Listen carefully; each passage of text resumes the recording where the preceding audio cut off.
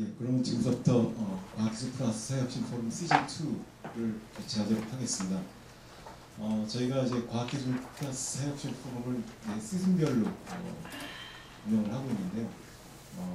이제 저번 봄이었죠. 그때가 1차 시즌 1이었고 과학기술과 사회문제 해결 혁신 활동에 대한 여러 가지 주제를 다뤘습니다.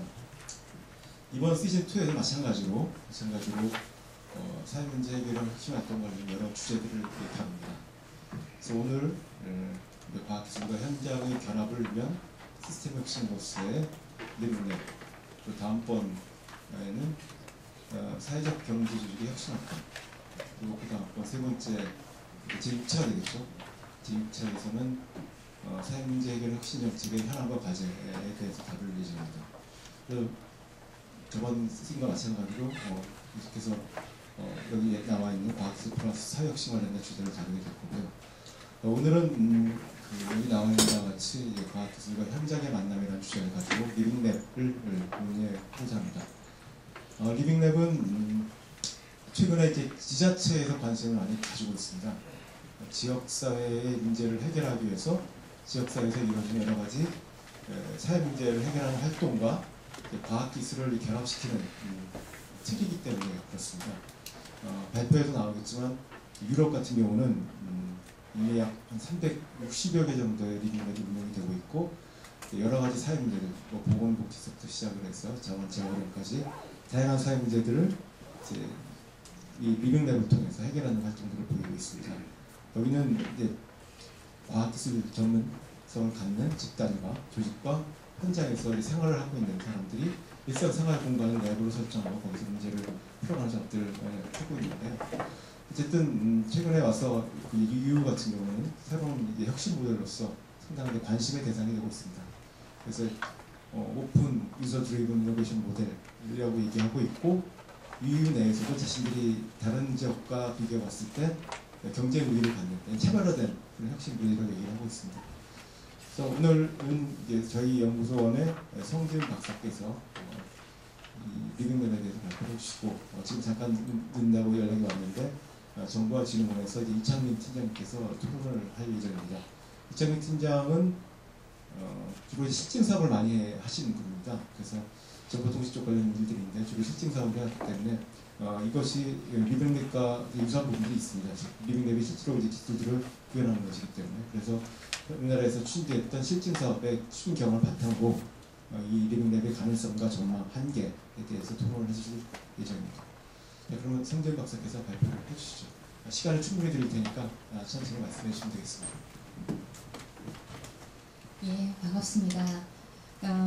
처음에 제가 송희지 박사님하고 약속을 했어요. 약속이라고 내기를 했는데 리빙랩 때 사람이 거의 안 올 거다. 그랬더니 송 박사님은 미어 터질 거라는 거예요. 나는 리빙랩 누가 듣냐 걱정이 돼 죽겠다 그랬더니 제가 이겼습니까? 송 박사님 이겼습니까? 길고 짧은 건 대봅시다. 예, 아무튼 최근에 리빙랩에 대해서 관심이 굉장히 많습니다. 근데 우리나라에는 아직 본격적으로 리빙랩이 된 적이 없고요. 많은 분들이 그런 말씀을 저한테 하세요. 리빙랩 너무 어렵다. 쉬운 말을 좀 해달라. 그리고 지금 장관 보고 쪽으로 하려고 하는데 리빙랩이란 말이 너무 어려워서 쉬운 말을 좀 해달라고 얘기를 해요. 근데 우리 마을 실험실, 우리 동네 뭐 이런 개념으로 하려고 그러니까 또 약해요. 그래서 어떤 말을 할까, 어떤 말을 네이밍하는 게 좋을까 고민입니다. 그래서 조금 이따 토론할 때 여러분들의 어떤 귀한 의견을 받도록 하겠습니다. 발표를 시작하도록 하겠습니다. 처음에 이제 혁신 정책이 왜 지금 이런 개념이 필요하게 됐나, 지금 패러다임이 어떻게 바뀌고 있고 리빙랩이 어떻게 나오게 됐는가를 말씀드리고요. 리빙랩의 전례와 현황 말씀드리고 유형과 사례를 말씀드리도록 하겠습니다. 그리고 또 하나는 오늘 좀 논의를 방법론적으로 많은 분들이 방법론에 대해서 좀 구체적으로 얘기를 해달라. 지금 좀 적용하려고 하는데 여전히 나온 얘기는 범범하다라고 말씀해 주셨죠. 또 그 얘기를 좀 하려고 하고요. 그렇다면은 한국형 리빙랩은 어떤 게 좋은 건지 얘기를 해달라. 그 얘기를 좀 할 거고요. 그리고 이 사업이, 그리고 이 모델이 가지고 있는 의의가 뭐고 향후 과제가 무엇인지를 말씀드리도록 하겠습니다. 지금 그 과학기술 정책은 전환기에 있습니다. 어떤 식으로든 변할 수밖에 없는 상황입니다. 왜 그런가 하면은 지금 R&D는 정점에 와 있습니다. 어떤 식으로든 R&D 비용은 줄어들 수밖에 없을 것 같고요. 그리고 지금 기술은 어떻든 간에 첨단, 최고로 가 있는 부분이 강합니다. 그러니까 어떻든 우리나라를 끌고 왔는 건 과학기술이었다. 근데 중요한 건 과거에는 과학기술은 과학기술과 산업에 얽히는 굉장히 좁은 의미의 개념이었어요. 그러다 보니까 하는 부분이 지형부나 미래역학 의식 중심이 됐죠. 그런데 90년대 들어오면서 모든 부처가 다 R&D를 하는 상황이 왔습니다. 그러면서 노무현 정부 때부터 혁신본부, 과학기술 혁신본부가 만들어지면서 지역과 산업, 교육을 일부 얼른 엮는 쪽으로 어찌 보면 거버넌스 개편이 이루어져 왔습니다. 그리고 또 하나가 이명박 정부 때는 교육하고 산업 그리고 교육을 묻는 쪽으로 개념이 나오다 보니까 교과부가 탄생을 하게 됐죠. 자, 지금은 어떤 개념이냐면은 과학기술과 산업을 얽히면서 일부 R&D를 상업화하는 그리고 서비스 혁신을 포괄하는 개념을 뛰어넘어서 어찌 보면은 과학기술을 통해 가지고 지금 가지고 있는 지금의 문제점인 시스템을 갖다가 개편하겠다, 전환하겠다는 개념이 들어가 있습니다. 그러다 보니까 그 앞에다 미래라는 말을 들어갔죠. 새로운 시스템을 바꿀 수 있는 힘이 과학기술이었다. 그러다 보니까 R&D가 상업화되는 이 좁은 개념이 아니라 그리고 R&D는 이제는 어찌 보면 사회적 혁신, 사회적 변화 뿐만 아니라 사회적 전환까지도 지금 시도를 하고 있다는 개념이고요. 그리고 또 하나는 과학기술이 이제는 환경이나 대공복지나 이런 부분하고도 굉장히 얽히면서 이제는 과학기술 기본법, 과학기술 기본 계획에 사회 문제 해결이라는 개념이 하나의 미션으로 들어가게 됐습니다. 자, 그러면서 이제 목표가 바뀌고 있습니다. 1세대, 2세대로 묶여져 나가는 어찌 보면 정책의 목표가 과거에는 잘 먹는 것 그리고 어쨌든 간에 경제 성장을 위한 것이었는데 지금은 양극화나 삶의 질이나 아니면 국민 편익을 어떻게 개선할 것인가가 목표로 들어와 있습니다. 그리고 또 하나가 정책의 대상이 과거에는 과학기술 뭔가 이 과학기술만 문제를 잘 풀면 뭔가 경제 성장으로 이어질 거라고 하는데 이제는 이것가 안 된다. 어찌 보면은 이 범위를 뛰어넘어 가지고 경제, 사회 전 분야를 갖다가 고려하지 않으면 안 된다는 부분이 지금 논의가 되고 있습니다. 그러다 보니까 혁신 주체가 사용자, 국민, 그리고 일반 시민들까지 다 포괄하는 개념으로 왔습니다. 그러다 보니까 지금 창조 경제 말이 나왔는데요. 문제가 많다라고 하지만 창조 경제라는 말이 들어오면서 일반 국민들까지도 이제는 혁신의 주체로 들어가게 됐다라고 얘기를 하고 있습니다. 어떻든 간에 이제는 과학기술 정책 자체가 수월성뿐만 아니라 민주성이나 개방성이나 그리고 그거 사회에 어떻게 대응할 것인가가 굉장히 중요한 과제로 등장을 했습니다. 자, 그리고 또 하나가 이제는 과학기술 활동과 사회문제 해결 활동이 서로 얽히는 상황에 와 있습니다. 과거에는 이 부분이 굉장히 별개로 와 있었어요. 근데 이제는 정점으로 찍었기 때문에 그리고 이제는 우리는 저성장 시대에 본격적인 저성장으로 들어갈 수밖에 없습니다. 그러면 과거처럼 돈만 벌면 경제 성장을 하면은 못 사는 사람도 다 잘 살게 될 거라는 폭포수 이론이 이제는 완전히 적용이 안 되는 상황이에요. 이제는 양극화 그리고 사회적 약자를 그대로 타깃팅해가지고 정책을 펴지 않으면 안 되는 상황이 왔습니다. 그러다 보니까 과학기술 혁신 활동이 사회문제 해결 쪽으로 얽히게 되고요. 그리고 사회문제 해결 활동 표현이 되는 이 복지라는 개념도 굉장히 중요한 과제가 된 거예요. 이제는 복지가 하나의 이슈로 등장을 했습니다. 그런데 복지라는 말은 지금까지 굉장히 한계를 가지고 있습니다. 복지국가라 그러면 돈 먹는 하마라는 개념이 있거든요. 그리고 복지를 제시했을 때 항상 정부들이 실패를 했습니다. 그러다 보니까 이제는 그냥 복지만이 아니라 생산과 같이 맞물리는 지속가능한 성장을 이뤄내기 위해서는 과학기술 혁신 활동하고 맞물릴 수밖에 없다. 그런 개념입니다. 자, 그러면서 인클루시브 이노베이션이라고 표현되는 이 개념인데 이건 어떤 거냐면 지금까지 과학기술은 상위 30%를 위한 과학기술이었다. 이제는 하위 70%를 포괄하는 개념으로 바뀌게 된다는 것이 이노베이션, 인클루시브 이노베이션 개념입니다. 그리고 통합적인 혁신 정책은 앞에서 논의됐던 그 개념입니다. 과학기술이 목표도 바뀌고 그리고 대상도 바뀌고 그것을 하고 있는 주체도 바뀌게 된다는 부분을 포괄하고 있는 거고요. 그리고 또 한쪽으로는 과거에 과학기술이 쭉 걸고 가는 이 부분이 아니라 이제는 수요가 앞으로 끌고 와가지고 수요가 원하는 디맨드 베이스드 이노베이션을 해야 된다는 얘기가 되고 있습니다. 또 한쪽으로 전적으로는 이제는 사용자가 앞단에 와야 된다. 과거에는 R&D를 만들고 뭔가 상업화해가 만들면 이것을 그대로 받는 주체가 사용자는 그것을 받는 수혜자였는데 이제는 그것이 아니라 이제는 그 사람들한테 주체로 이제 역할을 해야 된다라는 얘기입니다. 그러면서 이제는 사회 문제에 대해서도 이제는 과학기술이 유리돼서 볼 것이 아니라 이제는 같이 들어가야 된다는 얘기입니다. 과거에는 과학기술이라고 과학기술자라고 표현될 때는 현미경을 보고 흰 가운을 입고 어찌 보면 사회에 대해서 굉장히 무심한 사람을 과학기술자라고 표현했겠죠. 근데 이제는 과학기술자가 사회와 함께 가지 않으면 과학기술자의 역할이 없다라고 다시 얘기를 하고 있습니다. 자, 그러면서 이제는 패러다임이 바뀌고 있는데요. 과거에는 R&D를 하면 흘러가지고 이제는 시장으로 되고 상업화되고 뭔가 혁신으로 갈 거다라고 얘기를 했어요. 근데 지금 10개를 만들어도 100개를 만들어도 그 중에 나올 수 있는 것이 한두 개밖에 안 됩니다. 어찌 보면은 직영구에 한 그 PM이 얘기했던 부분이 있습니다. 의료기 관련해가지고 프로젝트를 줬는데 그 중에 100억짜리 과제가 10개 중에 하나가 성공을 못하더라. 그 이유가 뭘까? 첫 번째로 나오는 부분이 의료기기 관련해가지고 했더니 최고 먼저 보건복지부 공무원이 왜 우리 나와바리에 와 있느냐. 첫 번째로 공무원이 거절을 하고 두 번째가 그 다음 단계로 받는 병원이나 이쪽에서 뭐뭐 피하라고 표현되는 데에서 똘똘 뭉쳐가지고 그 기술을 받지 않더라고요. 어찌 보면은 R&D에서 이 마켓 단계로 넘어가는 이 단계가 주거의미 계곡이 너무 많더라고요. 이제는 문제를 바뀌어가지고 뒷단에 가장 끝단에 가 있었던 유저를 갖다가 최앞단으로 이 사람들을 주체로 이제 봐야 된다는 얘기가 되고 있습니다. 그러면서 패러다임, 어찌 보면 과학기술 정책 관련돼서 모델이나 패러다임 전반이 바뀌고 있는 상황입니다.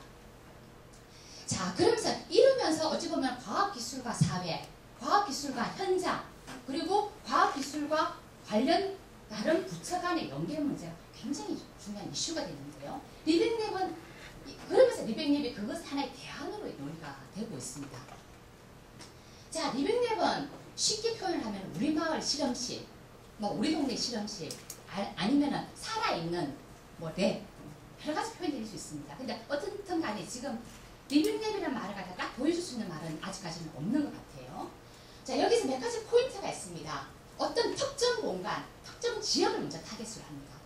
이 말은 무슨 말이냐면은 그 기술이 사용될 수 있는 어찌 보면은 양로원이라든지 공항이라든지 도시라든지 이런 지역에 공공연구기관과 민간기관 그리고 시민이 같이 협력해가지고 혁신 활동을 하는 겁니다. 그러면서 이때의 중심은 다른 쪽하고 차이점이 뭐냐면 사용자를 최앞단에 두는 거예요.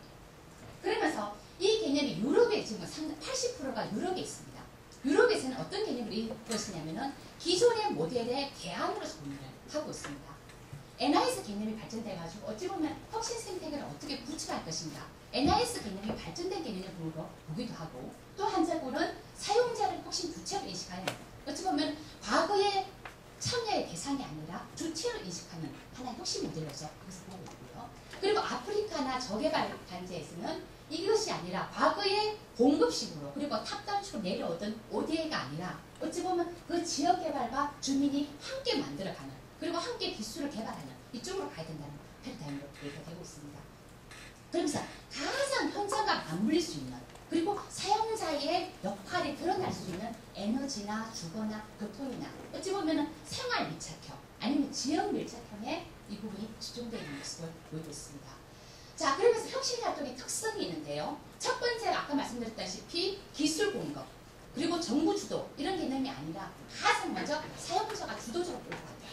그게 첫 번째고 또 한쪽으로는 과거에 폐쇄되어 있는 통제되어 있는 랩 개념을 뛰어넘어서 현장 속으로 들어가는 것이 개방형 혁신이고요. 그리고 생활 현장을 강조합니다. 생활 현장을 강조하다 보니까 공항 아니면 양로원, 학교 뭐 이런 모든 것을 그대로 리빙랩으로 지적하는 거죠. 현장에서 이루어지는 것을 강조하는 겁니다. 그러면서 이 모델은 과학기술과 ICT를 기반으로 해가지고 어떻든 적극적으로 과학기술을 활용하겠다라는 모델이 들어가 있습니다. 자, 그러면서 리빙랩의 구성 요소가 있는데요. 먼저 사용자가 어떻게 참여할 것인지 그리고 그 참여된 그것을 어떻게 지원해 그 서비스를 어떻게 지원할 것인지 이 부분뿐만 아니라 그거너스 개념이 들어가 있습니다. 어떻든 간에 지금 하고 있는 그 리빙랩 개념은 지금 하고 있는 일하는 방식을 다 바꾸는, 어찌 보면 프랙티스를 바꾸는 개념이 들어가 있습니다. 그리고 정부가 주도하는 이런 부분이 아니기 때문에 일정 부분 민가가 같이 가는 부분이 있으면 그거넌스 개념이 들어와 있어요. 그리고 또 하나는 어떻든 간에 혁신의 개념이 들어가 있습니다. 성과로 이어질 수 있도록 하는 부분이 또 한 점 있고요. 그리고 지금까지 가지고 왔던 그 현장에 어떤 지역이 하든 그 리빙랩이 가지고 있는 그 인프라를 고려할 수밖에 없다. 그 지역의 기반으로 할 수밖에 없다. 자, 이런 개념이 들어와 있고요. 자, 리빙랩의 기능을 한번 보겠습니다. 가장 기본 개념에서의 리빙랩 기능이에요. 가장 짧게 봤을 때 어쨌든 사용자가 앞서 말했던 얼리 어댑터부터 해가지고 일반 사용자까지 기초에서 어찌 보면 시장 단계 이 부분을 한 통속으로 들어가가지고 이 죽음의 계곡을 떼어놨겠다는 개념이 들어와 있습니다.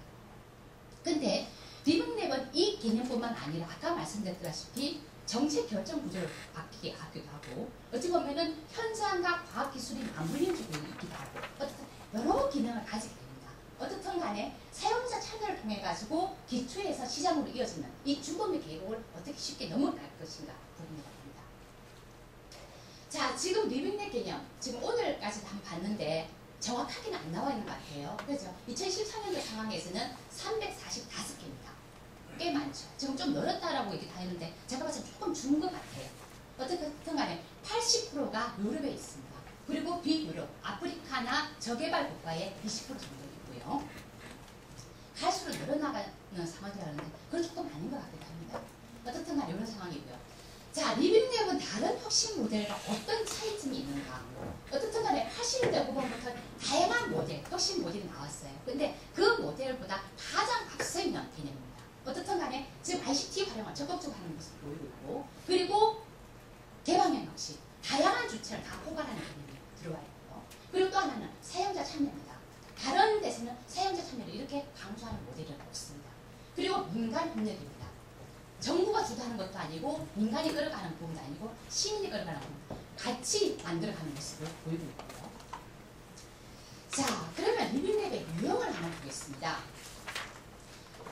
거기에서 리빙랩에서 하는 사용자가 어떤 역할을 하느냐, 단순하게 이해관계자로 머물 것이냐, 아니면은 같이 만들어 갈 거냐, 아니면은 조금은 더 적극적으로 디자이너 역할을 할 것이냐, 아니면은 만들어진 기술을 그냥 채택하는 곳에 머물 것이냐.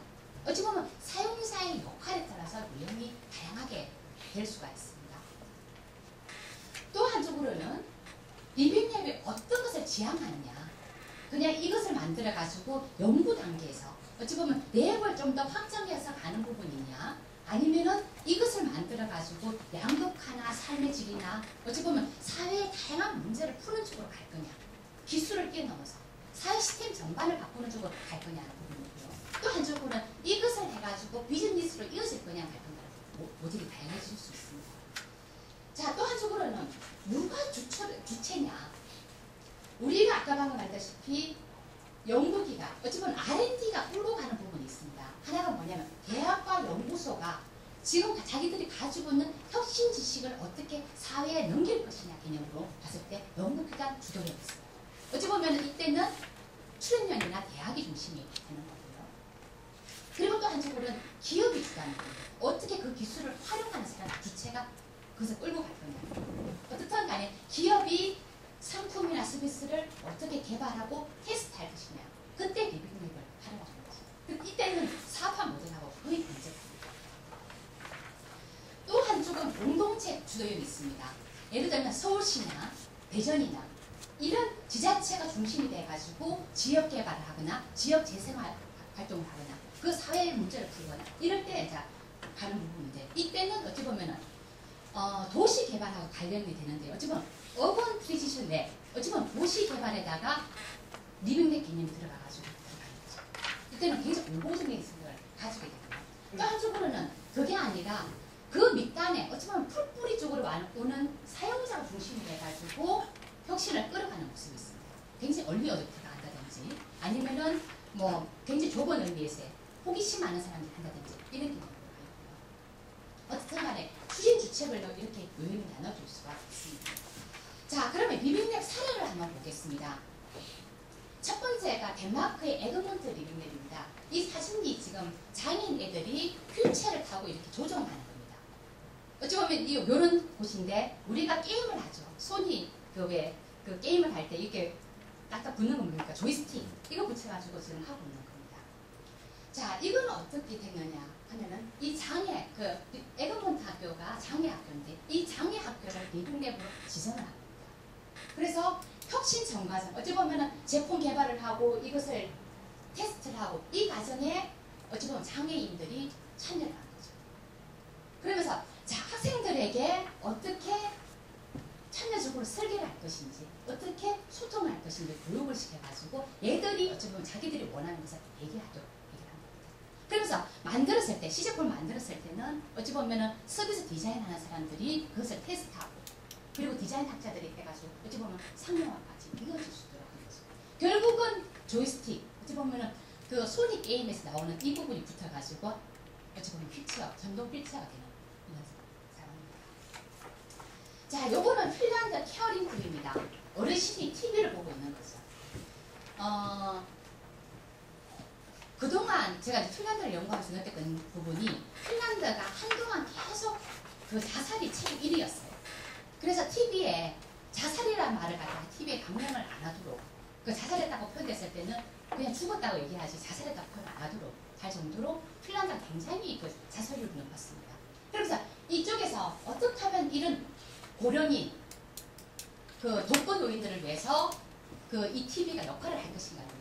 어찌 보면 케어링 TV는 핀란드의 안전주택 프로젝트, 세이프 홈 프로젝트의 하나로 되는데요. 어떻게 하면 IT를 통해 가지고 노인 돌봄을 갖다가 지원할 거냐 부분입니다. 그 노인들이 가장 원하는 것이 내가 집에서 있을 때만큼 있다가 요양원으로 가는 걸 가장 간절히 원해요. 내가 요양원을 갔을 때 내가 하나도 통제를 할 수가 없거든요. 그러니까 내가 집에서 내가 사는 집에서 최대한 있다가 가는 것이 건데 어떻든 간에 독거 노인의 삶에 대해서 통제력이 가질 수 있도록 어찌 보면 TV가 그 역할을 하는 거죠. 이 케어링 TV를 할 때 독거 노인이나 고령인이나 이 사람들 그리고 이 케어링 하는 사람 돌봄을 하는 사람들이 이것을 주체적으로 프로그램을 만들었습니다. 어찌 보면 수요자가 주도적으로 서비스를 만들고 그 모델을 만든 거죠. 그러면서 노인들에게 제공되는 서비스나 그 프로그램을 결정했고요.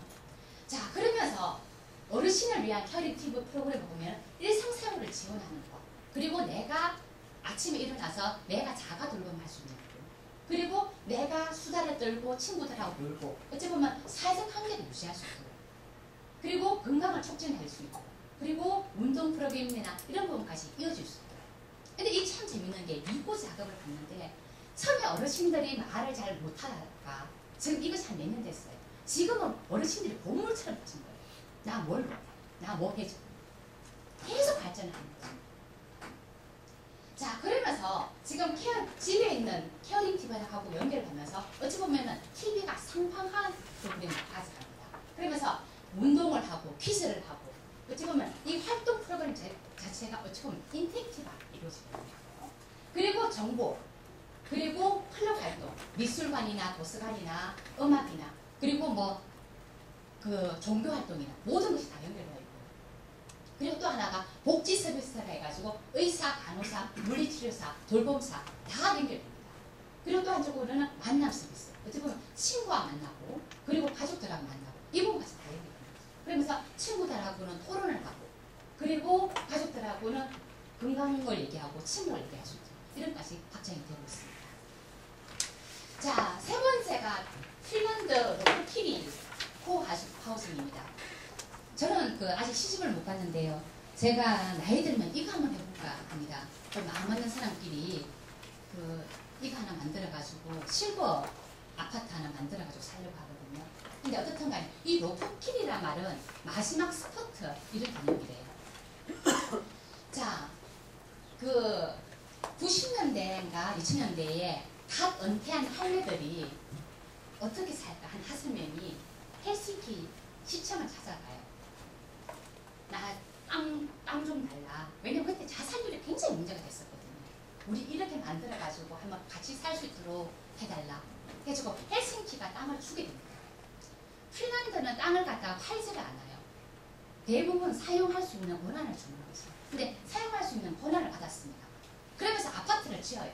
그러면서 1층부터 어찌 보면 뭡니까? 마지막 7층까지 하는데 1층과 7층은 공용으로 씁니다.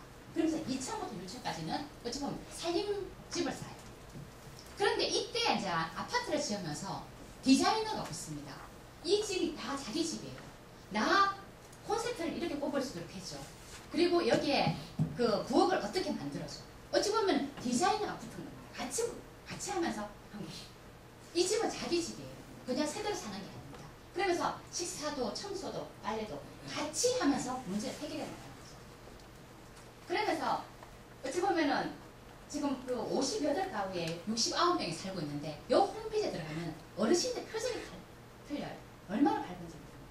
그러면서 시집도 내고 그리고 재능 기부도 하고 굉장히 재밌게 사는 거죠. 어찌 보면 이웃과 함께 사는 공동체를 지향하면서 여러 가지 소그룹 뭡니까 취미 활동을 같이 하는 여러 가지 소그룹이 만들어져 가지고 재능 기부도 하고 어떻든간 이렇게 하고 있습니다. 이때 요걸 추진할 때 리빙랩 방식을 추진했습니다. 어찌 보면 노인들이 원하는 거, 이 70대 어른들이 원하는 부분으로 그걸 다 만든 거죠.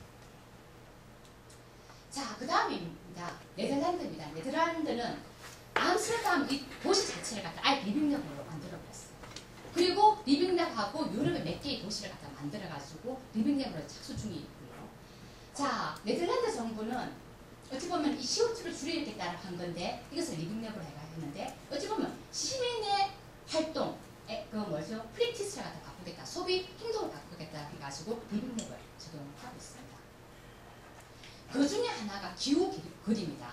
어찌 보면은 암스테르담의 가장 번화인 어찌 보면 쇼핑 거리를 갖다가 아예 리빙랩으로 만들어버렸어요. 그러면서 스마트 미터, 스마트 플러그, 이런 쪽에 혁신 기술을 갖다 테스트하는 쪽으로 가고 있는 거죠. 그러면서 그 암스테르담 시 당국하고 그 상점이나 레스토랑을 만드는 경영사하고 같이 만들어가지고 그 에너지를 줄여나가는 모습을 보이고 있습니다. 이때 사용자인 어찌 보면 시민들은 그 기술을 채택하는 쪽으로 가고 있고요. 그리고 이 사람들은 어찌 보면 그 기술을 시하고 같이 만들어가는 모습을 보이고 있습니다. 자, 그 다음 단계가 유럽 쪽입니다. 어찌 보면 유럽은 농촌을 개발하는 데에 어찌 보면 리빙랩 모델을 쓴 거예요. 그러면서 지속 가능한 농촌을 구현하기 위해서 리빙랩을 갖다가 그 하나의 모델로 들어간 겁니다. 그러면서 농어민 그리고 지역 공동체가 함께 만들어. 어찌 보면은 우리가 지금 농촌과 관련해서 농업 농촌과 관련해서 다양한 정책을 했거든요. 근데 그 정책이 그 다음 밑단으로 내려가지를 못해요. 예산이 내려가지를 못해요. 왜냐면 그걸 하는 사람 부채가 없기 때문에. 근데 어찌 보면 이 리빙랩을 가져오면서 농어민과 지역 공동체가 같이 만들어가는, 어찌 보면 밑단과 같이 만들어가는 모습을 보이고 있습니다. 자, 그러면서 대학, 연구소, 기업, 어찌 보면은 혁신 주체가 프로젝트에 참여를 했어요. 선생님들은 이게 의미가 없을 겁니다. 왜 우리 대학, 연구소 많이 봤는데 어찌 보면 농촌을 개발하는 쪽에 가장 과학기술의 주체인, 어찌 보면 혁신의 주체가 농촌 쪽으로 뛰어든 거예요. 그러면서 유럽의 14개 국가가 참여를 했습니다. 그러면서 국제기구도 들어가 있고요. 그리고 ESA라고 하는 어찌 보면 항우연, 우리로 치면은 우리를 보면 뭡니까? 우주개발과 관련된 출연연이 한쪽으로 들어가 있습니다. 어찌 보면 기술적으로 들어가 있고요. 그래서 200억 가량이 투입이 됐고 2006년도부터 지금 진행이 되고 있습니다. 자, 그러면서 이 그 농촌 리빙랩에서 보이는 모습이 총 7개가 지금 도시가 진행이 되고 있는데요. 하나가 뭐냐면 루럴 인큐베이터입니다. 어찌 보면 그 지역의 근간 산업을 어떻게 키울 것이냐. 이 부분이 루럴 인큐베이터고요. 또 한쪽은 도시의 커뮤니티를 갖다 복원하는 쪽. 어찌 보면은 소통을 할 수 있도록 커뮤니티를 만드는 쪽으로 한쪽으로 들어갔어요. 또 한쪽으로는 거버넌스 부분이에요. 어찌 보면 지자체와 리빙가 그리고 현장이 같이 만들어가는 거버넌스 개념을 가지고 있고요. 또 한쪽으로는 어촌이나 농촌이 같이 그것을 대상으로 하는 모습을 보이고 있습니다. 자, 그 중에 CNR 어찌 보면은 농촌 리빙랩, 유럽 농촌 리빙랩의 하나가 프라스카티 리빙랩입니다. 어찌 보면은 프라스카티는 어찌 보면 그 이탈리아의 하나인데요. 포도를 중심으로 한 농업을 대상으로 하고 있습니다. 제가 지금 몸살이 났는지 땀만 흘리면 죄송합니다. 자, 프라스티카티 리브맵입니다. 이쪽은 이탈리안 남쪽이에요. 포도를 대상으로 합니다. 근데 그것을 할 때 그 포도를 대상으로 하는 정밀 농업을 어찌 보면 리브맵이라는 거죠. 포도를 만들고 생산하고 그것을 유통하고 이 전반에 어찌 보면은 리브맵을 활용합니다. 정밀 농업을 하고 그리고 어찌 보면은 사용자 적극적 참여를 하고요. 그리고 그것을 통해 가지고 기업 인큐베이션으로 넘어갈 수 있도록 한 거죠. 자, 다양한 혁신 주체가 참여를 하고 있는데요. 특히 EU 차원에서 연계되어 있습니다. 그리고 대학이나 연구기관이나 혁신지원센터나 중소기업들이 리빙랩 주체로 참여를 했고요. 특히 우리가 볼 부분은 유럽의 항공우주국, 즉 우리나라 치면 항우연이 들어가가지고 그 기관이 가지고 있는 다양한 혁신 영향을 농업적으로 들어갑니다. 자, 그러면서 연구기관, 어찌 보면 ESA, 항우우주국이라고 큰 데는 연구기관과 그리고 프로젝트 파트너, 중소기업, 대학, 사용자가 함께 가는 모습을 보이고 있습니다. 그러면서 포도를 갖다가 관리하는 기획부터 서비스, 응용까지 같이 가는 거죠. 자, 여기를 보면은 포도와 어찌 보면은 여기에 센서 기능이라든지 기상 예보 기능이라든지 지리 네트워크 기능이라든지 어찌 보면은 항우면이 가지고 있는 다양한 기술을 포도라는 정밀 농업의 포도로 활용하는 모습을 보이고 있습니다. 자, 그러면서 중간 조직, 어찌 보면은 밑단에서 그냥 농민들이 하는 것이 아니라 농민들의 다양한 주체들을 이해를 반영을 하고 뜻을 모아나가고 하는 중간 지원 조직이 그 역할을 해요. 그 역할을 하면서 그 역할이 아이디어가 만들어지고 무엇을 원하고 하게 되면 그 다음 단계로 어찌 보면은 리빙랩이 실행되는 단계를 보이고 있습니다. 그래서 이 단계를 꼭 그 다음 단계로 이어지고 그리고 타 리빙랩하고 연계되는 모습을 보이고 있습니다.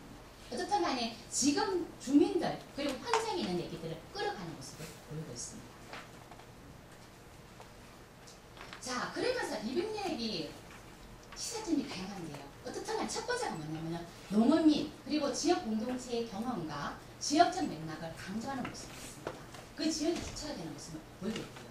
그리고 지역 주민 간의 참여와 소통이 강조되고 있는데 이때 ICT와 과학기술이 그 역할을 하는 모습을 보이고 있습니다. 그리고 농촌과 도시 간의 상생을 강조하는 모습을 보이고 있고 그리고 지자체의 거버넌스를 강조하고 있습니다. 그리고 또 하나는 농촌 개발에 대학이나 연구기관 어찌 보면 과학기술의 혁신 주체라 볼 수 있는 부분이 적극적으로 참여하는 모습을 보이고 있습니다. 그리고 또 하나가 문제 해결을 위해서 어찌 보면 초학학체적인 팀이 구성되고 있는 팀입니다. 어찌 보면 농촌의 문제 아니면 아까 포도의 정밀 농법을 위해서 다양한 주체가 적극적으로 참여하는 모습을 보이고 있고요. 그리고 그 과정에 성과를 공유하고 지역 전반의 이익을 확산하는 모습을 보이고 있습니다. 어찌 보면은 이익 체계라든지 아니면 거버넌스 체계 전반적인 변화를 다 가져오는 모습을 보이고 있습니다. 자, 그러면 리빙랩의 한번 방법론을 보겠습니다. 첫 번째가 액션 리서치입니다. 액션 리서치는 그냥 이론에 얘기하는 것이 아니에요. 실천을 통해 가지고 어떻게 현장을 개선해 나갈 것인가에 관심을 갖는 겁니다. 한마디로 말하면 사회를 변화시키겠다는 거죠. 자, 그러다 보니까 실제 사용자가 어떤 생각을 하는지 그리고 그 참여하는 사람들이 어떤 이 문제에 대해서 어떻게 인식하는지가 굉장히 중요한 개념입니다. 그리고 그것을 해석하고 이해하는 부분이 굉장히 중요한 거고요. 그러다 보니까 그 처음에 계획을 하고 실천을 해보고 그 다음 단계에 뭔가 새롭게 바뀌고 이런 과정이 계속 끊임없이 이루어지는 거죠. 한번 해보고 되는 것이 아니라 끊임없이 계획과 실천이 바뀌어가는 그리고 반복적으로 이루어지는 모습을 보여줍니다. 자, 준비 단계와 개발 확산 단계 그리고 평가 및 피드백 단계가 끊임없이 반복되는 모습을 보이고 있고요.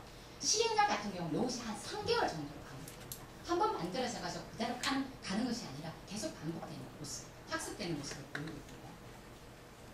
자, 아까 말씀드렸다시피 문제를 갖다 다각적으로 하기 위해서 다학제 팀, 문제 해결 팀이 만들어져가지고 들어와 있고 농촌 개발이라면 농촌 개발의 주체만이 아니라 다양한 혁신 주체 그리고 그것을 뛰어넘어서 다양한 정책 이해관계자들까지도 다 참여하는 모습을 보이고 있습니다. 그리고 또 하나가 사용자 참여입니다. 사용자를 위한 사용자와 함께 가는 나오는 방법입니다. 첫 번째가 수요자가 뭘 원하는지. 그게 첫 번째예요. 수요자가 뭘 원하는지. 그리고 그 다음 단계에 전문가가 오는 거죠. 전문가의 견해와 기대가 오고. 그러면서 프로그램이 기획이 되고 집행이 됩니다. 그러면서 계속 피드백을 거죠. 그리고 그것을 통해 가지고 그 다음 단계에 기술이 붙습니다. 처음에 기술이 붙는 것이 아니라 사용자가 뭘 원하고 관계자가 뭘 원하고 이런 얘기를 다 거치다가 기술이 통합되는 것을 보여주고요. 그러면서 어찌 보면은 그 여러 가지 이제 과정을 기술하는 어떻게 진행할 것인가를 진행시켜 나가는 모습을 보이게 됩니다. 자, 첫 번째 이 보면은 뭐 저는 뭐 얘들이 어떻게 했을까 뭐 특별한 게 있는가 했는데 그게 아니에요. 끊임없이 이것을 하는 주체들하고 대화를 해요. 뭐냐 그랬더니 이것을 하는 사람이 어르신들이 굉장히 얘기를 하는 걸 좋아해요. 어르신들이 안전 문제에 대해서 굉장히 걱정을 많이 해요. 이런 말들을 계속 하는 거죠. 그래서 어찌 보면 가공되지 않는 자료를 다 얻어내는 거예요. 그러면서 이 개념들을 갖다가 범주화하기 시작해요. 아, 외로움을 줄이는 것이 굉장히 중요하구나. 그리고 또 하나가 존경심을 보여주는 것이 중요하구나. 그리고 이 사람들이 내가 앞으로 어떻게 살 것인지 굉장히 외로움도 많이 타고 이러는데 아, 희망을 주는 것이 중요하구나. 이런 범주화를 하다가 나중에 이 감성적인 지원이 굉장히 중요하구나. 케어링 TV도 이 단계로 가야 되겠구나. 앞에서 범주로 나누는데 이 단계를 가는 과정이 이겁니다. 어찌 보면 이 사람들랑 직접적으로 얘기를 하고 돌봄을 하는 사람들하고 대화를 하면서 이것이 나오는 거죠. 그러니까 굉장히 그 사람들의 기대와 그 사람들하고 대화를 통해서 어떤 생각을 하고 있다. 그러니까 지금 우리 기획하고는 전혀 틀린 거예요. 우리하고는 조금 더디게 갈지는 모르지만 이 사람들은 이런 과정을 거치더라고요. 자, 또 하나가 ICT를 활용하는데요. 어찌 보면은 첫 번째가 그 ICT 관련해가지고 쿠딜리어 리빙랩이라는 것이 있습니다. 아까 CNR 중에 하나예요. 농촌 리빙랩입니다. 내가 고기를 잡으러 가요. 근데 고기를 잡고 어획을 하고 그걸 판매를 하고 가공을 해가 가려니까 사람이 없는 거예요. 자, 이런 과정에 내가 고기를 잡아가지고 뭐뭐만 눌리면 바로 판매로 고로 다 그것이 넘어가고 그리고 그 매출까지 다 이어지고 어찌 보면 ICT가 그것을 갖다가 구현하는 쪽에 역할을 하고 그리고 또 우리가 말하는 밴드 같은 내가 조금만 걸쳐가면 모든 사람이 다 알 수 있고 소통할 수 있도록 그게 ICT가 역할을 하는 겁니다. 그러면서 그것을 유지보수하고 데이터를 수집하고 그것을 구체화시켜 나가고 그리고 네트워크를 맺어 나가고 이런 부분에 ICT가 활용하는 거죠. 어찌 보면은 상호작용시켜 나가고 서로 협업하는 거에 ICT가 역할을 하더라고요. 자, 쿠딜리어 리빙랩 한 줄입니다. 아까 보기 자료가 나갔습니다. 표시를 합니다. 그러면은 이 부분이 내가 파는 의시장까지도 다 기록이 넘어갑니다. 그리고 내가 몇 번 보기 자료를 나갔고 내가 몇 번 조금 재난과 관련해가지고 호출을 해요. 이 모든 것이 다 기록이 나요. 그러면서 그것을 지원하게 돼요. 자, 그러면서 ICT를 활용하는 모습을 보여줍니다. 자, 첫 번째가 리빙랩에서 가장 중요한 부분이 뭐냐면 수요를 탐색하는 거예요. 기술이 있느냐 없느냐가 중요한 것이 아니라 사용자가 뭘 원하는지, 사회가 뭘 원하는지 첫 번째 수요 탐색이 가장 중요하고요. 그리고 목표도 같이 만들어갑니다. 기술자가 그냥 목표를 던지는 것이 아니라 같이 만들어가는 거죠. 그리고 우리 어떻게 하려 해가지고 어찌 보면은 시나리오도 같이 만듭니다. 자, 이런 단계를 가면서 실천 단계를 뛰어넘는 것입니다. 그래서 그 결과를 확산해 나가는 모습을 보이고 있고요. 자, 그 과정을 보면 먼저 개발을 해요. 개발을 하면서 제한된 범위에서 그걸 합니다. 그런데 정책 결정자와 사용자와 개발자가 같이 갑니다. 근데 그 과정에 중간자가 있어요. 중간자가 어쩌면 개발자와 사용자 간의 이 문제를 이어줍니다. 근데 이 중간자가 다양한 모습으로 정책 결정자와 같이 이어주는 모습을 보이고 있어요. 그러니까 그냥 사용자하고 개발자가 같이 붙어 놓으면 대화가 안 되죠. 근데 이 중간에 중간자가 그 역할을 합니다. 그래서 이 과정을 통해 가지고 프로토타입이 계속 개선이 돼요. 자, 이 단계가 어찌 보면 시험이 확대돼 가지고 그 다음 성과가 확산될 수 있도록. 근데 여기서 우리가 포인트를 가지는 부분은 사용자가 끝까지 따라붙는 거예요. 개발하고 하는 단계에서. 그리고 중간자가 그 역할을 해요. 또 하나가 뭐냐면 정책 결정자가 같이 붙어 있습니다. 어찌 보면은 형평과 그것을 확대 나가는 과정에 이것이 가치가 그냥 사용자하고 그냥 개발자 붙여놓는 것이 아닙니다. 정교한 방법으로 얘들을 갖다 수요를 그 다음 기술적으로 구현할 수 있는 거예요. 그것이 그리고 또 하나는 한 번 돼가지고 아니라 끊임없이 대화를 통해 가지고 이 방법을 개선시켜 나가요. 자, 이 과정입니다. 자, 그러면 한국형 리빙랩에 대해서 말씀을 드리도록 하겠습니다. 지금 우리나라는 어찌 보면 혁신 관련해서는 최고 앞서 있죠. 뭐 없는 기술이 없습니다. 어찌 보면은 지금 우리 R&D 비중을 보면 세계 6위고 그리고 R&D 수준도 선위권에 올라가 있죠. 지금 특히 ICT 같은 경우는 첨단으로 가 있고 저는 이제는 ICT 기술이 CDMA, TDX 어찌 보면 큰 기술을 개발하는 거에서 어찌 보면 기술 활용, 사회적 확산까지도 지금 배려할 시점이 아닌가 그런 생각입니다. 그리고 일정 부분 이제 인프라가 깔려져 있거든요. 어찌 보면 이것을 어떻게 활용할 것인가가 굉장히 중요한 과제다. 저는 그렇게 생각하고 있습니다. 그리고 또 하나가 우리나라 뭐 수도권 엄청나죠. 다 뭐 양극화다, 뭐 지역은 못 살겠다 이게 아니라 지금 2,500만으로 표현되는 이 수도권 이 부분을 어떻게 테스트 배드를 활용할 것이고 사용자가 와 개발자가 같이 갈 수 있는 쪽으로 어떻게 그것을 활용할 것인가 굉장히 중요한 숙제라고 생각합니다. 그리고 또 하나가 지하철을 타보면 다 아시죠? 외국에 갔던 분은 더 잘 알 텐데 우리나라 지하철 얼마나 깨끗해요. 이 정도 되는 그리고 굉장히 안전하지 않습니까? 이런 부분이 어찌 보면 테스트 배드가 될 수 있다. 그리고 얼마나 빠르게 됩니까? 그리고 우리가 얼마나 모험을 좋아합니까? 다 뭐 세계가 그 라식 수술을 믿지 못할 때 우리는 다 실험 쏠 때 묻는 굉장히 모험심이 강한 나라잖아요. 그러니까 어떻게 이런 상황을 우리가 활용할 필요가 있겠다. 그리고 외국인들이 이제는 생활하기도 불편하지 않는 다양성을 갖고 있다. 그리고 한류가 있다.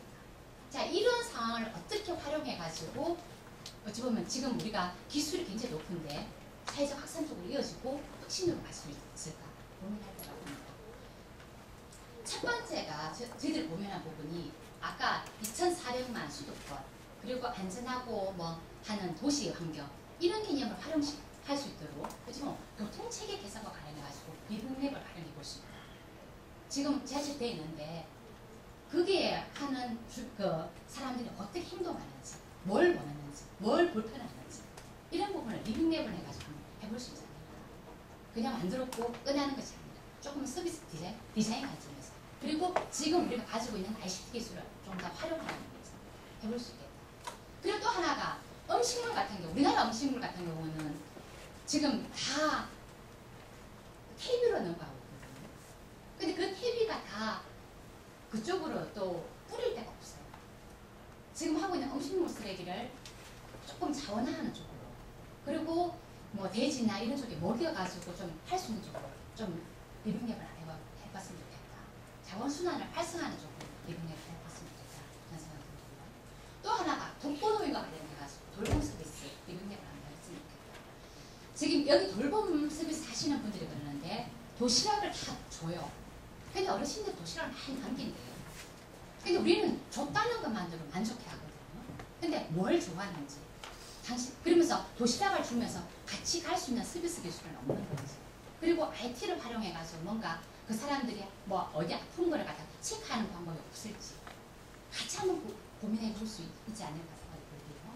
그리고 또 하나가 가난한 사람들 그리고 장애인들 이런 사람을 대상으로 어찌 보면 재활 보조 제품이라든지 이런 부분 해볼 수 있지 않을까 생각합니다. 우리 이쪽으로 돈이 굉장히 많이 나오고 있거든요. 근데 실제로 성과가 거의 없어요. 나오지를 못하고. 그리고 다 만들어 놓으면은 좀 더 싼 뭐 대망 걸 가져온다든지 우리 거가 다 거의 죽어버리고 좀 같이 만들면서 한다면 더 좋지 않을까 그런 생각이 듭니다. 자, 농촌도 마찬가지입니다. 어찌 보면 농촌 제가 농사를 짓지만 농사 지을 때 굉장히 그 치유 기능이 있거든요. 이런 거가 우리 바로 정신병원에 안 보내고 이게 생활하면서 할 수 있는 부분이 또 분명히 있을 거다. 그리고 정신병원에 가가지고 바로 나와가지고 생활을 못 하거든요. 그런 부분을 갖다가 어찌 보면은 농사 짓거나 하는 부분 다기능성을 활용할 수도 있겠다. 자, 그러면서 심리학 하는 사람, 보건학 하는 사람, 그리고 서비스 디자인 하는 사람 같이 붙어가지고 어찌 보면은 농업 농촌의 다기능성을 활용하는 쪽으로 가면 좋겠다. 그것도 리빙랩을 통해서요. 자, 또 한 쪽이 있습니다. 제가 지역을 돌면서 느끼는 점은 우리가 농업 관련해가지고 R&D를 그만큼 퍼붓는데 실질적으로 제가 농사를 지으면서 호미가 딱 두 가지 있었거든요. 약간 세모형이 있고 약간 깔부리형이 있는데 저는 그것만 있는 줄 알았어요. 근데 저 홍동마을에 갔더니 굉장히 세련된 가드닝 하는 삽이 있는 거예요. 야, 우리나라도 이런 좋은 게 나왔구나. 그러니까 그분한테 물었어요. 야, 이거 어디서 구매했어요? 우리나라에 이 좋은 게 있나요? 아마존에서 구매했어요. 어찌 보면은 우리 그만큼 돈을 퍼붓고도 홈이 두 가지밖에 우리는 개발을 못했거든요. 실제로 가보면 있어요. 이게 쇠로 돼 있는 거. 근데 그런 어찌 보면은 지역에 기반을 둔 농기구나 농법이나 농사 방식이나 이런 부분도 리빙랩을 해볼 수 있겠다. 예를 들면 문경의 오미자, 저거는 오미자가 이렇게 터널처럼 돼 있어요. 근데 오미자만 수확을 하는데 그 밑에 반 어찌 보면 엄지 아닙니까? 엄지에 기를 수 있는 좀 엄지에 심을 수 있는 뭐 산채 그런 것도 한번 해볼 수 있지 않을까. 좀 비싼 걸로 병풍채 이런 게 비싸다고 하더라고요. 그런 것도 개발했으면 좋겠고. 그리고 또 하나가 또 유기농 하는 분들은 그만큼 돼 있는데 60년대 일본에서 나오는 향문사라는 책을 갖다가 향문사에 그걸 번역해가지고 유기농 공부를 하고 있어요. 근데 어찌 보면 이런 것을 리빙해 내가지고 현장 지식과 연구의 개발 지식이 서로 엮일 수 있도록 할 수 있지 않을까 생각합니다. 자, 의의 및 향후 과제를 한번 보겠습니다. 자, 저희들이 봤을 때는 리빙랩은 큰 기술, 최고 기술, 아니면 아주 밑단에 있는 기술, 그것도 되고요. 아니면 서비스 혁신으로 이어지는, 아니면 사회 변화를 할 수 있는 이런 모든 것을 포괄할 수 있는 사업인 것 같아요. 기술의 많이 아니라. 그거는 어떤 주체가 내가 이쪽으로 가겠다 하면 다 적용될 수 있는 저는 모델로 보거든요. 다양한 유형의 사업을 갖다 포괄할 수 있다.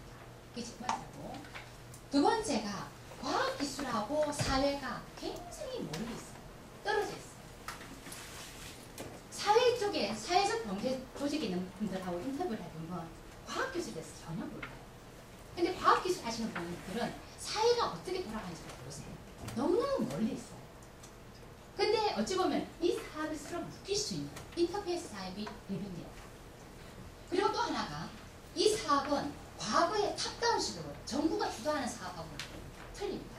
지자체가 중심될 수밖에 없고요. 그리고 민과 간이 협력할 수밖에 없습니다. 근데 이제는 정부 주도식으로 했을 때는 다 저는 실패한다고 봐요. 녹색마을 600개 만들기 해가지고 결국 지금 10몇 개도 안 되고 있거든요. 자, 어떻든 간에 기존의 정부 주도식의 한계를 극복할 수 있다. 그리고 정부와 민간 간의 협력을 극복할 수 있는 정책입니다. 그리고 지금 굉장히 벽에 부딪히는 ICT 정책에 어찌 보면 돌파구가 될 수 있다. 사회적인 측면으로 돌파구를 열었어요. 자, 그러면 지금 우리나라 논의는 어떻게 되고 있는가? 지금 서울시, 대전시, 성남시에 굉장히 관심이 많습니다.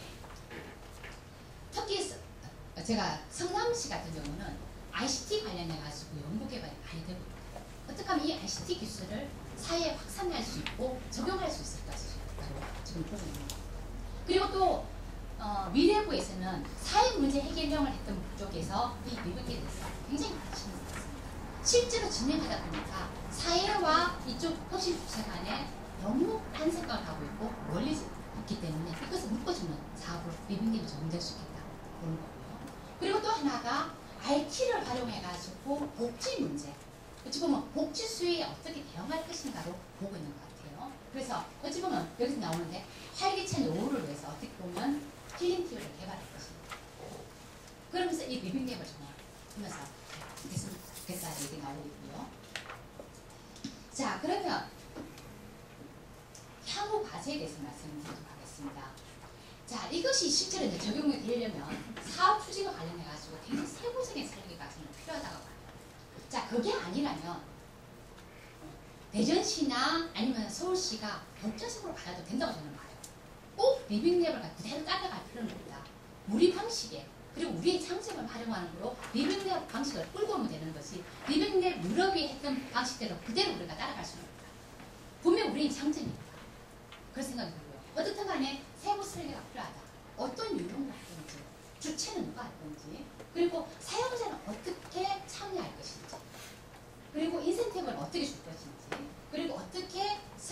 하고 평가할 것인가. 이 부분도 굉장히 중요한 사실은 과제이거든요. 그렇지만 기존의 시범사업이나 실전사업하고는 확실히 차별을 하지 않으면 어렵다. 우리가 미래부랑 얘기를 해보고 연구재단에 얘기를 해보면 많은 분들이 기존 사업하고 혼혈이 됐었어요. 그리고 리빙랩을 갖다가 너무 사실은 우리 쪽으로 방식으로 끌어오는 거죠. 예를 들면 미래부에서 얘기하는 거는 한 30개를 갖다가 유형별로 전국에 한번 해볼 수 있지 않을까. 이런 개념도 있대. 사실 그건 아니거든요. 자, 어쨌든 간에. 그리고 관련 주체 이해도가 좀 필요하다. 지금 많은 분들이 리빙랩에 대해서는 이해도는 그 감각은 가지고 있는데 여전히 정확하게 이해는 못하고 있는 것 같아요. 여전히 기존 방식으로 이해를 하는 것 같아요. 자, 그리고 또 하나가 기존의 기술 공급 시계 연구 개발이나 하부 구조에서 벗어나는 시기나 아까 말씀드렸다시피 이 틀에서 여전히 얘기를 하고 문제 중심으로 접근할 필요가 있겠다. 그리고 또 하나가 사용자 참여를 어떻게 가져올 건지 우리 참 사용자 참여 못 해봤거든요. 첫 번째 하는 것이 수요받는 거. 그 대부분 대안 없거든요. 근데 어떻게 사용자가 주체적으로 자기 얘기를 할 것인지. 아까 핀란드 같은 경우는 처음에는 입을 안 열었는데 나중에는 지금 보물처럼 터져가지고 막 수요를 얘기한다 하고 있거든요. 사실은 그 단계가 필요한데 입 여는 단계가 필요한데 그 단계를 어떻게 끌고 갈 건지 굉장히 중요하고 우리나라에는 200명 하나 만들면 바로 성과 나와야 된다고 보거든요.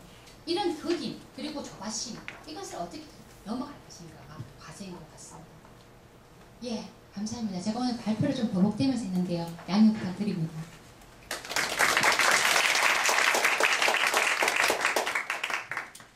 예, 그럼 다음에는 그 정보화진흥원의 이창희 팀장님께서 토론해 주겠습니다.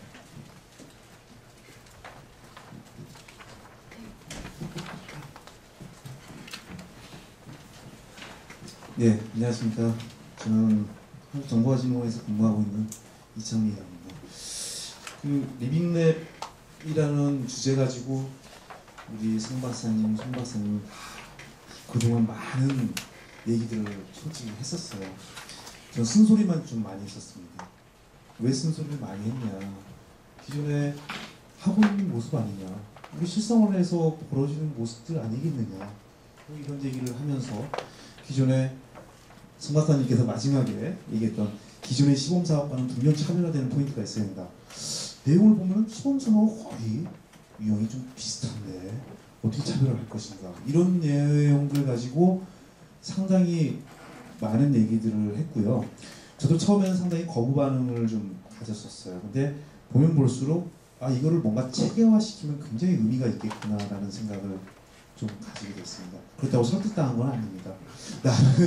나름 저도 고민하고 야 이거 내가 하고 있는 일의 행태의 모습을 이렇게 바꿔가면 참 좋을 것 같다는 생각을 하면서 여기에 이제 관심을 좀 가지기 시작을 했는데 그동안 제가 고민하고 있었던 내용들을 한번 이제 이슈 또는 문제사항이라고 해서 한번 여러분들이 한번 같이 던져보도록 하겠습니다.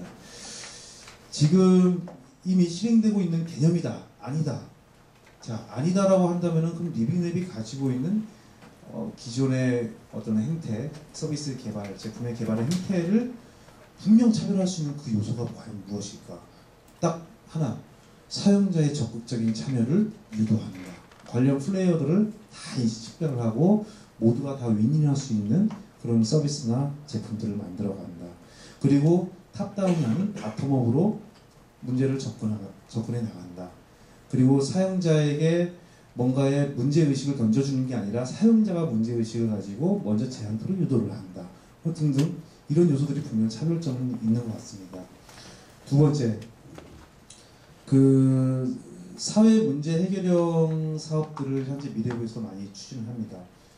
특히 뭐 1차관, 2차관 다 똑같이 돈이 사회 문제 해결을 하기 위해서 어떻게 하겠다 이런 뭐 블루프린트를 많이 제시를 하고 있는데 똑같아요. 하는 모습들은 다 똑같아요. 뭐 부처를 비난하고자 하는 건 아니고요. 그 1차관 쪽에서 과학기술을 통해서 사회 문제를 해결해 나가겠다. 2차관 쪽에서는 ICT를 중심적으로 해 나가겠다. 과연 그 주도의 싸움을 하는 것이 과연 바람직한 건가? 이러한 어떤 의문점을 가졌는데 하여튼 사회 문제 해결을 하는 데 있어서의 접근 방법은 둘 다 비슷하다는 거예요. 근데 지금 말씀하신 대로 접근 방법의 개선이 확실히 필요하겠더라라고 하는 것을 저는 느끼고 있습니다. 시범 사업이 어떻게 만들어지냐? 지금의 행태는 이렇습니다. 지자체가 제안해서 그 제안된 내용을 보고 참 이 사회 문제 해결을 하기 위해서 참 좋은 모델이다 선정하고 추진해 나가요. 그 발의가 과연 밑으로부터 발의가 됐을까? 이거 한번 문제의식을 가질 필요가 있는 거죠. 특정 사업자 또는 특정 지자체의 그냥 뭐 특정 지자체의 현안 정도로 치부될 수 있다고 한다면은 이 리빙랩이라고 하는 개념이 적용되지 않는 그런 모습들이라고 볼 수가 있다는 거죠. 그래서 이 과연 시범 사업화 할 수 있는 아이템들을 과연 어떻게 뽑아낼 것인가라고 하는 기존의 관행을 좀 바꿔주는 과연 개선점이 뭐가 있을 것인가가 고민이 좀 됩니다. 지금은 정말 민보다는 관이 주도하는 그런 모습들입니다. 예산도 마찬가지 그렇게 편성이 되고 있고, 그다음에 실제 사업을 선정하는 과정도 마찬가지고요. 그럼 그렇다면 여기서 말하는 사용자의 수요, 사용자의 니즈가 반영된 뭐 사용자 해결형에 부합된 그런 시범 사업 선정을 과연 어떤 방법으로 접근할 것인가, 이건 상당히 고민되는 부분이긴 합니다. 기존의 세계를 완전히 좀 바꿔보는 그런 부분이기 때문에. 자, 두 번째, 일반 사용자들의 보편적인 서비스를 제공하기 위해서 우리가 기획을 할 것이냐, 아니면 특정 그룹을 대상으로 서비스를 개발하고 제품을 개발할 것이냐, 이런 사용자 그룹의 식별되는 어떤 차이점으로 인해서 어떤 약간의 방법론적인 측면에서는 차이가 좀 있을 것 같다는 생각이 듭니다. 물론 과정상에 조금 일부 추가가 되는 부분도 있을 것 같고요. 세 번째, 아까 말씀하셨던 송 박사님 말씀하신 사용자 참여 도대체 어떻게 끌어낼 것인가. 서양의 사고방식과 우리나라 사람들의 사고방식은 분명 틀립니다. 보통은 서양 사람들은 자유로운 토론 상당히 즐겨하고 뭔가 얘기할 수 있는 자리가 만들어지면 적극적으로 의견 개진도 합니다. 근데 우리나라 사람들은 얘기해보라고 한다면 손 들어서 얘기해보십시오 하면은 손 안 들죠? 그럼 이 사람들의 입을 과연 어떻게 열 것이냐, 그 인센티브를 제공하는 그 방법이 뭐가 될 것인가가 다양한 방법들이 나와야 될 것 같은데, 다들 그렇게 인식을 합니다. 인센티브를 제공해야지 입을 열 것이다 라고 하는데, 과연 인센티브 제공만 하면 진짜 입을 열 것이냐, 이러한 또 의문점을 한 번쯤 가져볼 것 같아요. 그래서 진정한 동기부여 방식은 뭐가 될 것이냐 라고 하는 것들, 우리나라의 현실에 맞게끔. 그 다음에 세 번째로, 리빙랩이 성공하려면요, 결국에는 그 바뀌어지는 모습, 서비스화되거나 제품화됐을 때 사용자가 느끼는 어떤 편의성, 그 다음에 문제 해결할 수 있다라고 하는 그러한 기대 효과가 명확하게 분석이 돼야 됩니다. 안 그러면은 뭐 기존에 해왔던 모습하고 뭐 크게 뭐 달라질 게 뭐가 있어라고 하는 그 뭔가의 목표가 달성됐을 때에 달라지는 나의 어떤 생활 모습이랄지, 아니면은 나의 어떤 뭡니까, 문제 해결이라고 하는 부분에서 어떻게 해결될 것인지에 대한 기대 효과가 명확하게 초반에 정의가 돼야지만 적극적인 참여가 될 것이다라고 생각을 하고 있고요. 그 다음에 아까 또 얘기하신 것 중에 더 하나가, 기술적인 분석만으로는 저도 아니라고 생각하고 있습니다. 정말 사용자의 그 이용 행태 분석, 사용자의 그 내용 요구사항들 끌어내려면 심리학적인 어떤 접근 방법, 이런 것도 상당히 중요하거든요. 그래서 인문학적, 사회학적인 분석도 같이 병행돼야 된다고 저도 생각을 하고 있고요. 단순히 또 사용자의 의견만 받아서 그걸 무조건적으로 수용하는 것은 아니라고 또 봅니다. 그래서 단순한 사용자 분석만 있는 게 아니라 사회학적인 분석까지도 같이 이루어져야 됩니다. 주변의 환경의 어떤 변화, 그리고 현재 상황의 현재 사회에 대한 모습과 미래에 바뀌어질 사회 모습에 대한 분석 등이 같이 병행돼서 이루어지지 않을까라는 생각이 들고요. 그 다음에 이러한 체계적인 접근 방법을 쓰려면은 결국에는 리빙랩이라고 하는, 이거는 개념이라고 볼 수도 있고 하나의 방법론이라고도 볼 수가 있는 겁니다. 문제 해결을 위한 하나의 접근 방법론이라고 볼 수 있는데, 실제 이 안에서 얘기될 수 있는 것들이 굉장히 많을 것 같아요. 아까 말씀드렸던 사용자에게 적극적인 참여 유도를 하기 위한 인센티브 방법 같은 것들도 다 들어갈 수가 있을 것 같고, 또 문제 해결을 하기 위한 뭔가 그 시나리오 도출을 하기 위한 그 과정들에 대한 절차 같은 것들이 좀 더 디테일하게 들어갈 수 있고요. 여기에 쓸 수 있는 여러 가지 도구나 기법 이런 것들이 총망라돼서 하나의 커다란 방법론 또는 체계가 만들어질 수 있으리라고 봅니다. 그것이 보편적인 방법론으로 우선은 초기에 만들어진다 하더라도 나중에 가서는 그 분야별로 분야의 어떤 특징을 반영한 방법론이 또 나올 수가 있을 것 같아요. 접근 방법이 분명 조금씩 틀릴 수 있을 것 같거든요. 그래서 뭐 이런 내용들이 좀 보편적으로 많이 활용되고 홍보가 돼서 하자라고 하는 운동이 진짜 벌어지면은 그 전에 벌어지기 전에 뭔가의 체계 정립이라고 하는 것이 분명 선제조건으로서 만들어져야 되지 않을까라는 생각이 드는 거고요. 그 다음에 그 기존의 이러한 그 과학기술 ICT 접목이라고 하는 큰 어떤 테마를 가지고 우리가 문제 해결을 해 나가고 있는데, 미래부에서 그 관련 주체들이 서로 정보 공유들을 잘 못하고 있습니다. 그게 현실입니다. 제가 이걸 접근해 봤거든요. 작년에 저도 사업을 하면서 과학기술과 ICT 접목을 하는데 어떻게 접근해야 되지? 이거예요. 그래서 관련 그 과학기술 관련한 출연연들 주체들을 다 불러모으고 저희도 참석을 하고 또 ICT 전문 추진 기관들도 참여를 해서 서로 얘기를 해봤단 말이죠. 그 얘기를 하는 와중에 다 공감을 하고 있어요. 야, 이렇게 서로 접목되면은 정말 좋은 제품 나오고 좋은 서비스 나오겠다. 다 공감을 해요. 근데 어떻게? 이거예요. 어떻게 해요? 사업을 뭔가 하나 기획을 해야 되겠는데 도대체 누가 그 이니셔티브를 쥐고 할 것인가에 문제가 생깁니다. 예를 들면 우리는 ICT 하는 사람들은 과학 쪽을 잘 몰라요. 출연자들이 하고 있는 모습들을 잘 모른단 말이죠. 그분들이 하고 있는 연구 과제들을 잘 몰라요. 그분들이 해왔던 어떤 성과를 잘 몰라요. 서비스 제품 잘 몰라요. 그래서 자료를 좀 주십시오. 뭔가 우리 코어할 수 있는 뭔가의 기초 자료들을 같이 공유하자라고 했는데 안 주십니다. 안 줘요.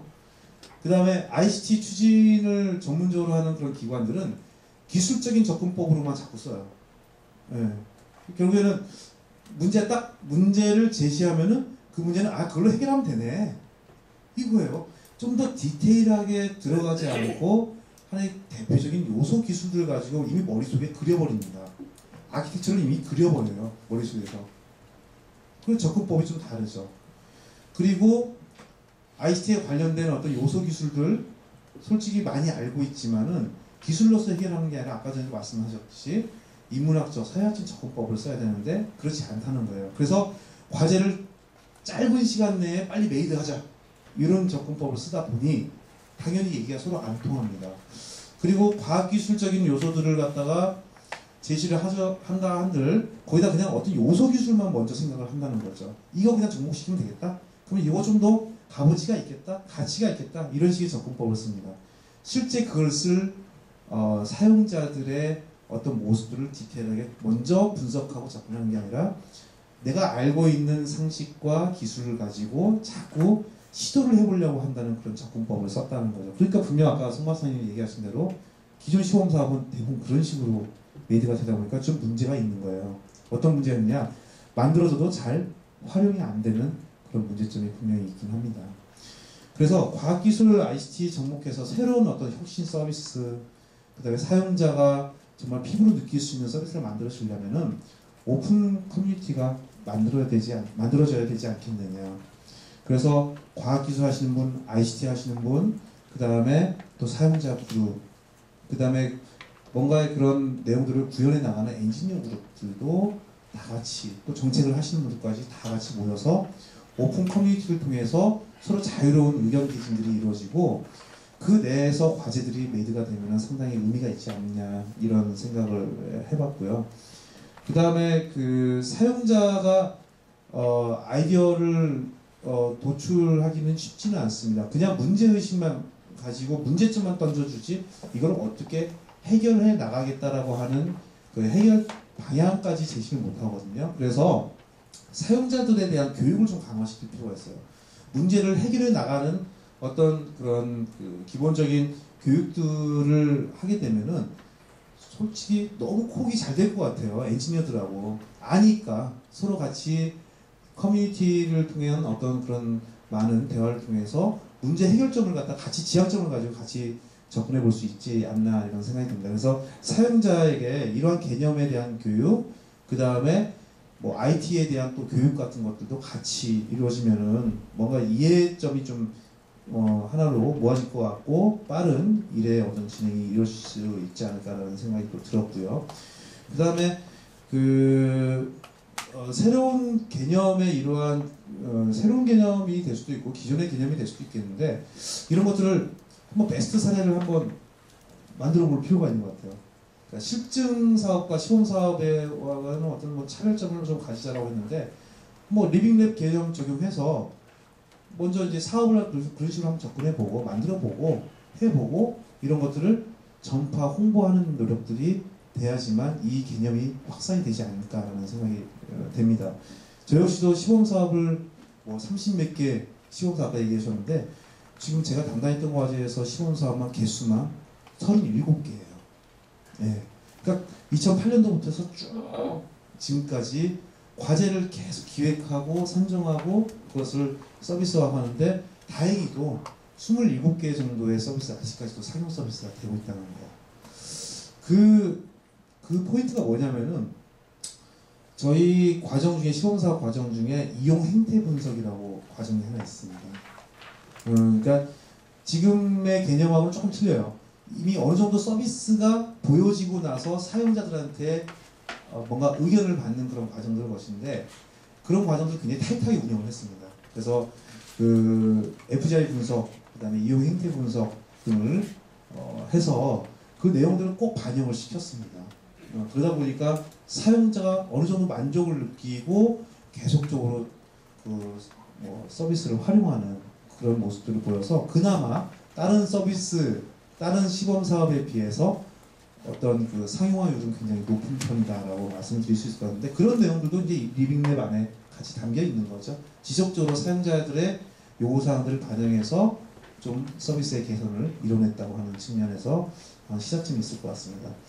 결국에는 리빙랩이 활성화되는 데 있어서 여러 가지 이제 뭐 요즘 규제 개선들 많이 하죠. 정부에서 규제 개혁하자.